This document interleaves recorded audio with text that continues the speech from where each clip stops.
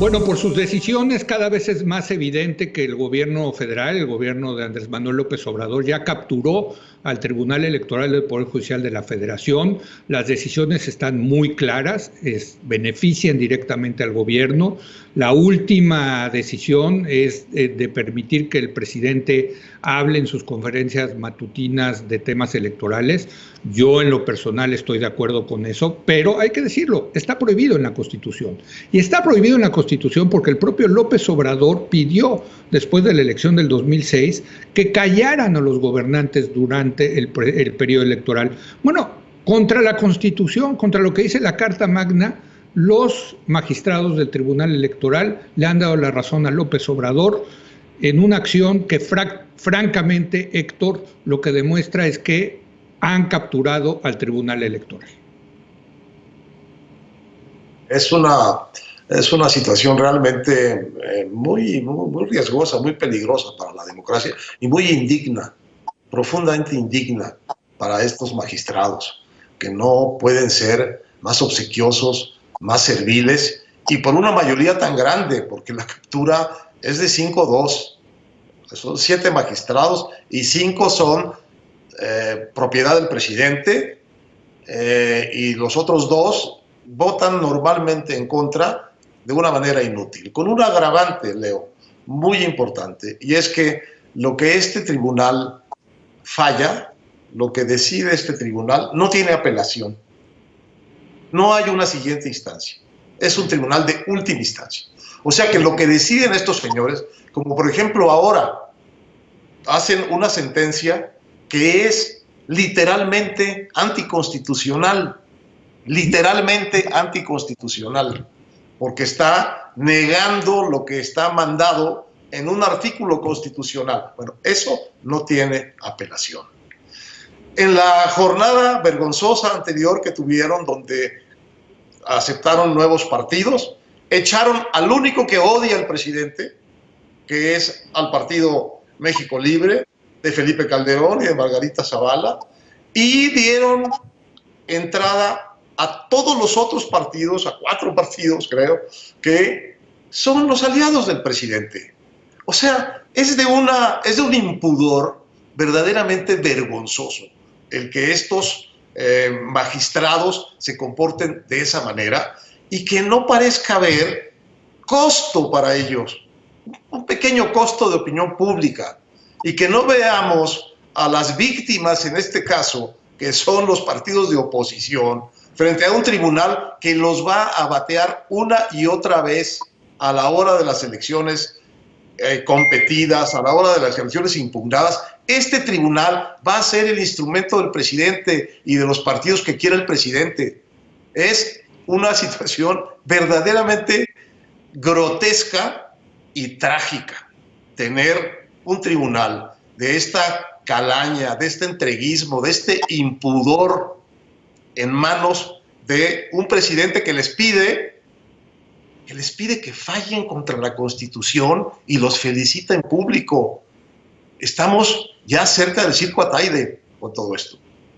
Solo que en demérito de la democracia, que era muy mala, igual que nuestro crecimiento, igual que nuestra redistribución, pero era muy mala nuestra democracia. Pero comparado con esto que estamos viendo, era una especie de oasis, de paraíso. Vamos a decirlo de una vez.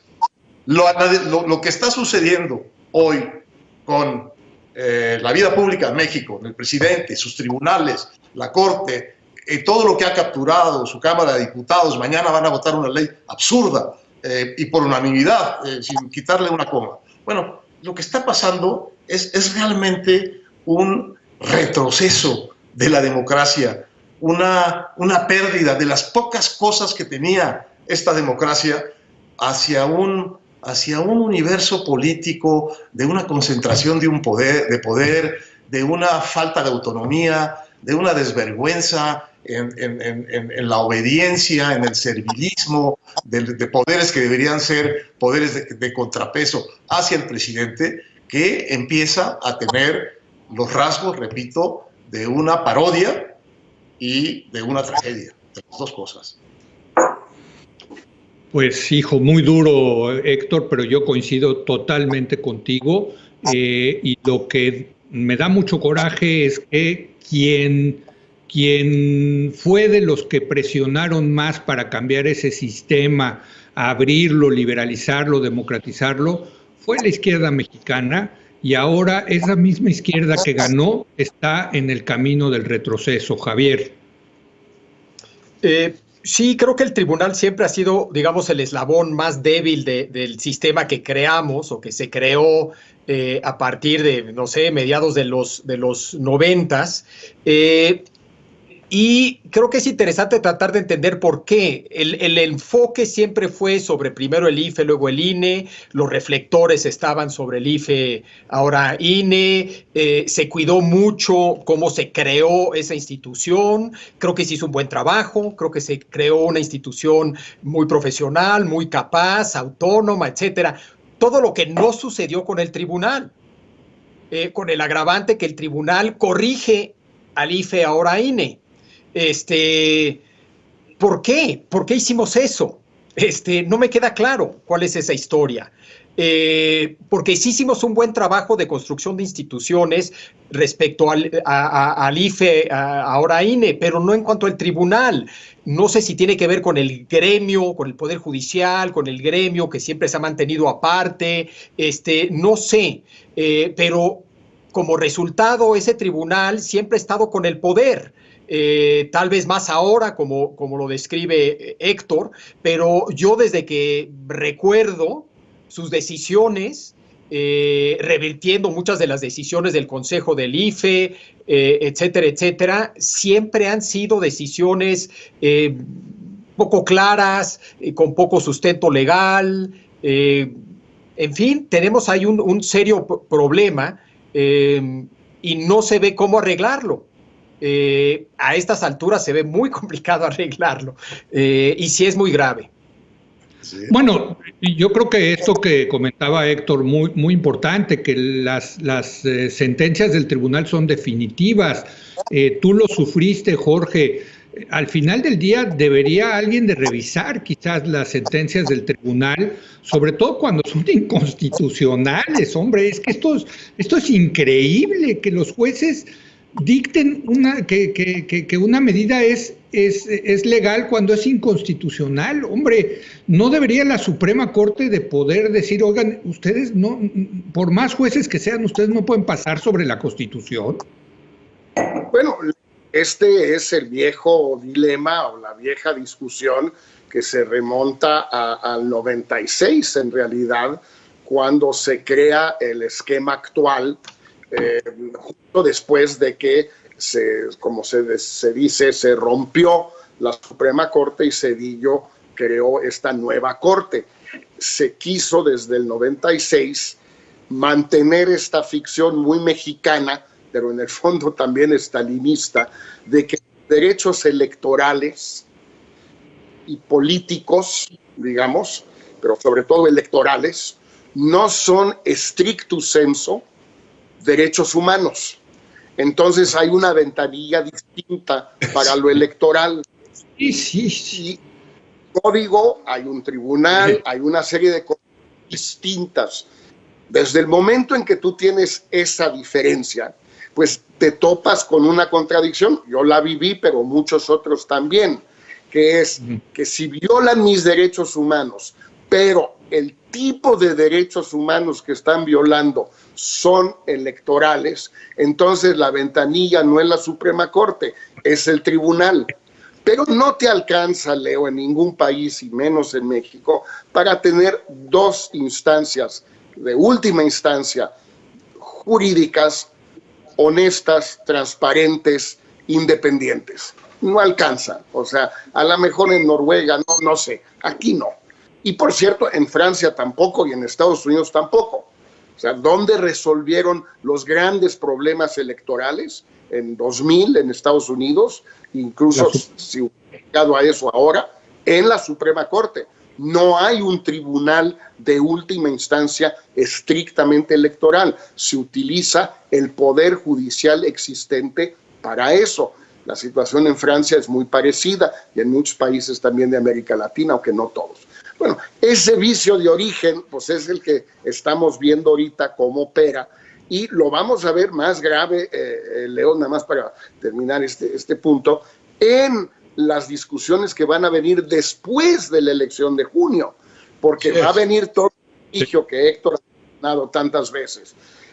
Es el de la sobrerepresentación, que van a querer hacer la misma trampa los de Morena que hicieron en 2018, y muchos otros litigios que van a ir surgiendo.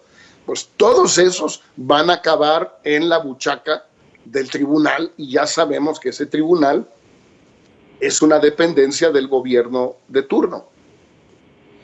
Hijo, pues tanta democratización, caray. ¿Sabes qué me estoy acordando, Héctor, cuando tuvimos la plática contigo de tu libro sobre Nocturno de la democracia, que te decía, Héctor, estás muy pesimista, muy melancólico con el tema de la democracia? Pues ya me estás convenciendo, Héctor. Bueno, está peor. Este momento democrático está peor que el anterior, porque aquel estaba totalmente corrompido, pero por lo menos era plural, era una corrupción plural y había distintas ventanillas. Y ahora como que las ventanillas se han concentrado todas en el servicio del presidente. Mira lo que hizo ya este tribunal. Cambió el sistema de partidos mexicanos. Estableció un sistema de 10 partidos, donde había creo que 5, y de los cuales 6 son partidos aliados del presidente y 4 son, digamos, independientes del presidente. Ya nada más esa alteración del número es un cambio cuantitativo y cualitativo. Pero yo creo que lo que va a suceder aquí es que los partidos de oposición van a tener que ganar las elecciones de una manera mucho más contundente que los otros, que los partidos oficialistas. ¿Por qué? Porque toda disputa que llegue a ese tribunal por márgenes pequeños, ese tribunal, obedeciendo lo que les diga el presidente, va a darle el triunfo al partido oficialista y le va a tirar el triunfo al partido de oposición. Eso es lo que va a suceder, porque eso es lo que está sucediendo y porque están dando muestra de no tener, repito, el más mínimo pudor jurídico, político, personal, familiar, como abogados. Son verdaderamente un grupo, estos 5 magistrados que están capturados, porque hay 2, que mis respetos para ellos, porque están en una condición realmente muy, muy, muy difícil, y yo creo que han estado ya también amenazados por la misma operación política. Lo que van a hacer es lo que les ordenen, y esto va a afectar profundamente la dinámica de la protesta postelectoral, de las legítimas impugnaciones que vengan de las elecciones gigantescas que vamos a tener. Bueno, pues este tribunal le va a regalar victorias a gente que no la tiene, según pueda hacerlo y según se lo pidan sus patrones. Pues en la grada, Javier, en la grada de los estadios le gritarían árbitro vendido, ¿no? Bueno, totalmente. Sí. Lo que no entiendo es por qué le dedicamos tanto tiempo y esfuerzo a construir el IFE y no se lo dedicamos al tribunal. ¿Qué pasó ahí? No sé, me encantaría que alguien nos contara esa historia. ¿Fue algo a propósito, con una cierta intención? ¿Qué fue lo que sucedió ahí? ¿Por qué no, sobre todo siendo un tribunal que no puede nadie apelar sus decisiones, pues era donde había que prestarle más atención, y parece que no le prestamos tanta atención? Bueno, nada más recuerdo que cuando calificaron la elección de Felipe Calderón, una de las cosas que dijo a ese tribunal, que lo que puso en peligro la elección del 2006 fue la intervención del presidente Vicente Fox. Hombre. Y ahora sí, le están fue la intervención de Fox, manga abierta, pero no lo suficiente para alterar el resultado, dijo el tribunal. Aquí habría un recurso, que alguien fuera a la Suprema Corte y dijera la estructura constitucional existente que hace que las decisiones del tribunal sean inapelables, incluso tratándose de violaciones flagrantes a los derechos humanos de una persona o de un partido o de un colectivo, que eso es anticonstitucional y que la Corte, por algún milagro, la Virgen de Guadalupe, qué sé yo, algo por el estilo, la Suprema Corte dijera, sí le entro, porque en efecto hay una contradicción aquí. Eso no es de un país, digamos, civilizado este asunto. Los derechos electorales y políticos son derechos humanos. Punto. Bueno, vamos a hacer una pausa.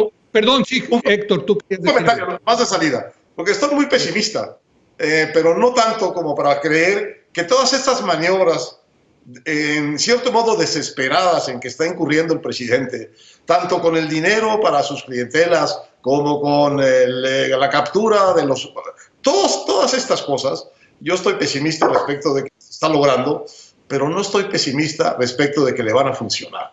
Yo creo que no le van a funcionar. Yo creo que a pesar de todo eso, va a sufrir una derrota severa en las elecciones de junio.